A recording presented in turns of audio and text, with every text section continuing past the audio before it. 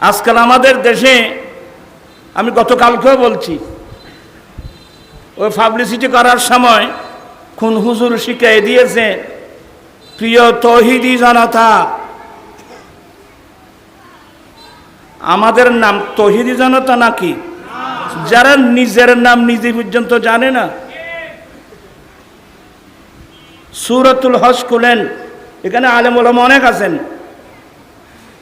মিল্লাতা আবিকুম ইব্রাহিম হুয়া সাম্মাকুমুল মুসলিমিন, ডাইরেক্ট কোরআন শরীফের আয়াত। তোমাদের পিতা ইব্রাহিম আলাইহিস ইসলামের মিল্লাত, তিনি তোমাদের নাম রাখছে মুসলমান। জাতির পিতাকে ইব্রাহিম আলাইহিস ইসলাম, আমাদের পিতা ইব্রাহিম আলাইহিস ইসলাম, উনি আমাদের নাম রাখছে মুসলমান।